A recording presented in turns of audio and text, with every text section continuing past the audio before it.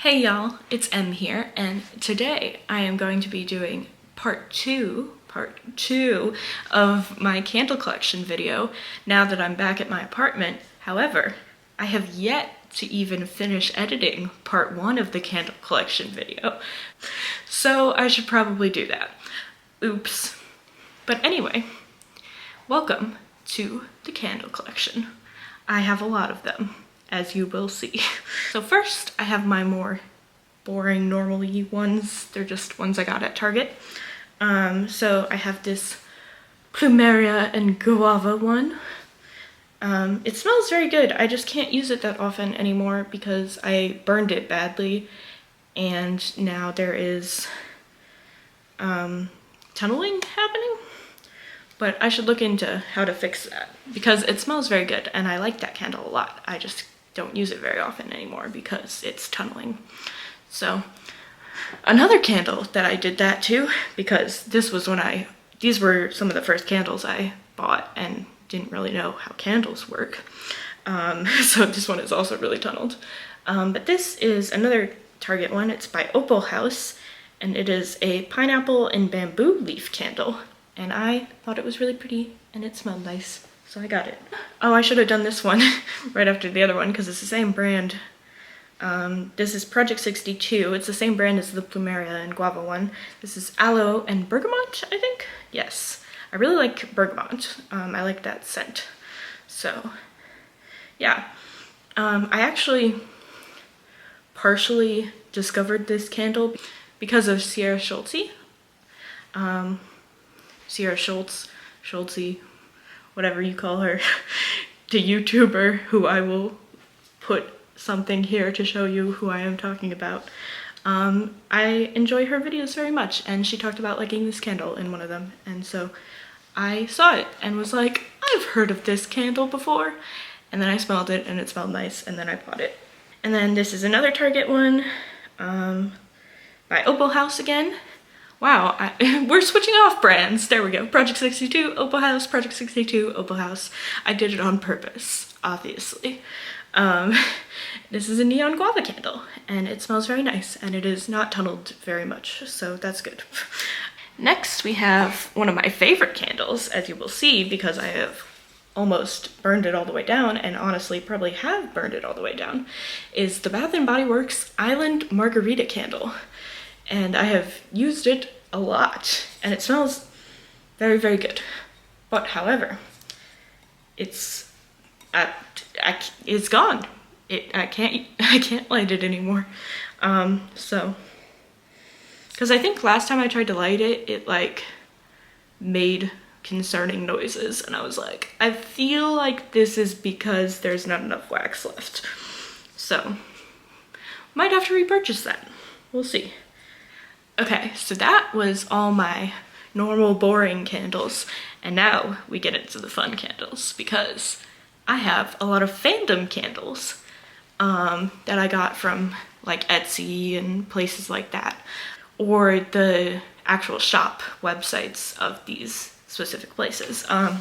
Some of these I got a while ago, so I don't remember specifically where I got them, like Etsy or the actual shop, but I will try to mention the names of all the companies and hopefully link them somewhere, but I am bad about remembering that kind of thing, so we'll see.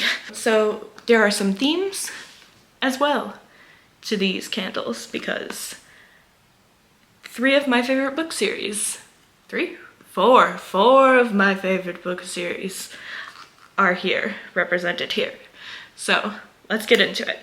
First we have a Bookish Burns Cracker Dust candle from the All for the Game series. This one's kind of tunneled badly too. I don't know how I did that. I must have lit this one a while ago too, because I'm much better about not doing that anymore. Because you have to light your candle for long enough the first time so that it doesn't tunnel as much. Candle tips. So yeah, this is Cracker Dust. A reference to the All for the Game series, as I said, by Nora Sakovich. And I really like this candle, and I really like that book series, and I really like Bookish Burns. So there we go. Next, we also have Oh, it's also a Bookish Burns candle. That makes sense. I must have bought these together. It's a Bookish Burns, all for the game, Exy candle this time. So, yeah. And this one is in better shape than the other one, tunneling wise, which is good. They're also pretty and they smell so good, and I really like that company. I think they might be based in England. I think that might be the company that I had to pay more shipping for because they were international, and I think it might have been in the UK. I will look into that, because otherwise I will sound dumb. The last all for the game candle that I have here, hopefully not the last one I get, but the last one I have here, but maybe the last one I get, because there aren't that many all for the game candles, because it's kind of a niche book series, fandom, whatever you want to call it. Okay, so this is a Geeky Girl Scents Unplugged Book Box exclusive, the Neil Johnston candle. There we go. Which I love very much. This is actually one of my favorite candles too. I bought it simply because it was a Neil Johnston candle, but boy does it smell good. It is leather, spices, and toasted oak as the scents, and it smells really good.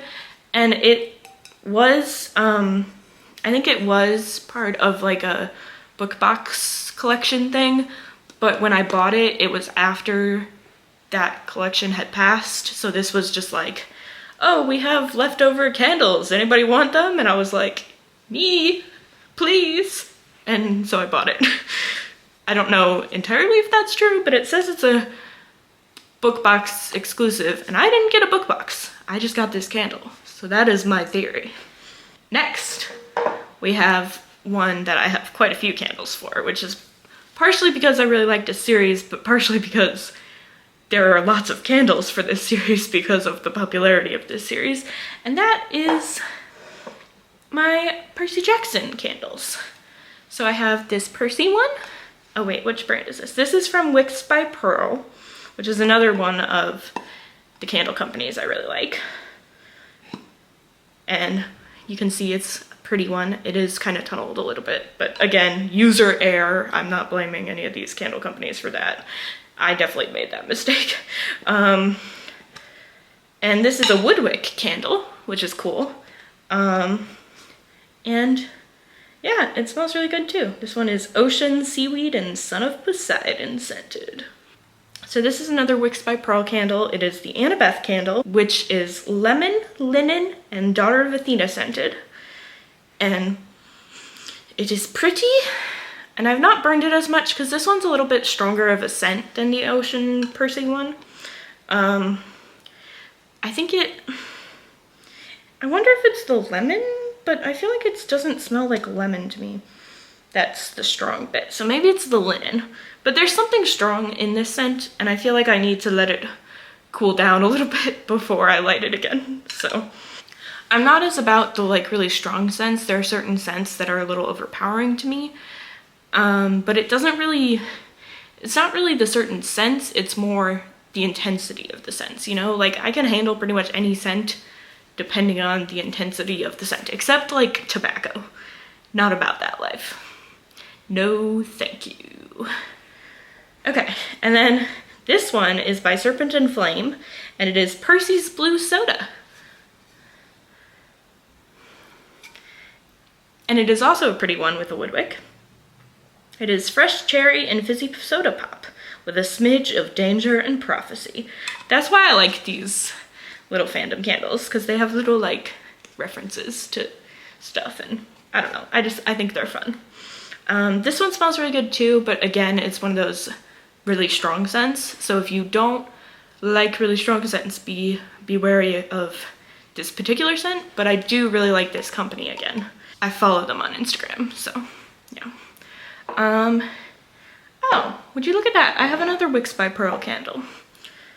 This is Wicks by Pearl Caves Water candle, which is for the Raven cycle. So it's a moss, ancient trees, and water mint candle.